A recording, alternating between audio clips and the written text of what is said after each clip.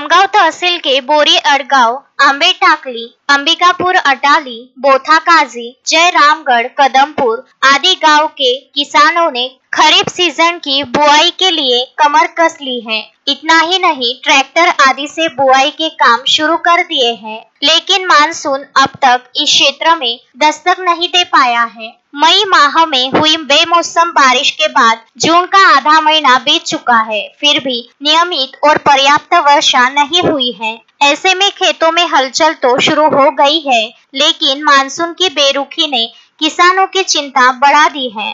तहसील के कुछ गांवों में हल्की और अनियमित वर्षा जरूर दर्ज की गई है, लेकिन कृषि कार्य के लिए यह नाकाफी है। इसके बावजूद कुछ किसानों जोखिम उठाते हुए खेतों की जुताई शुरू कर दी है और बुआई की तैयारी भी कर रहे हैं। कृषि विशेषज्ञों का कहना है कि पर्याप्त नमी के बिना की गई बुआई नुकसानदायक साबित हो सकती है। इस वर्ष मानसून की धीमी रफ्तार ने किसानों की चिंता बढ़ा दी है। ऐसे समय में किसानों को कृषि विभाग की सलाह पर अमल करते हुए सतर्कता बरतनी चाहिए। जल्दबाजी में की गई बुआई न केवल आर्थिक नुकसान हो सकती है, बल्कि पूरे सीजन की मेहनत पर भी पानी फेर सकती है। किसान बुआई करने में जल्दबाजी न करें। जब तक जमीन में 1 फीट तक नमी नहीं आती, तब तक बुआई न करना ही सुरक्षित है। जिन किसानों के पास सिंचाई की सुविधा उपलब्ध है, वे ही अभी बुआई कर सकते हैं।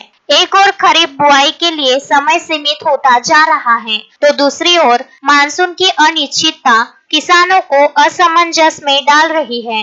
कुछ किसानों ने जोखिम उठाकर बुआई शुरू कर दी है, लेकिन अधिकांश अब भी बादलों की बाट जोह रहे हैं। कृषि विभाग ने यह स्पष्ट किया है कि भूमि की ऊपरी सतह में मौजूद थोड़ी बहुत नमी से अंकुरण सफल नहीं हो पाएगा। बुआई के लिए भूमि में कम से कम 1 फीट तक नमी होना आवश्यक है।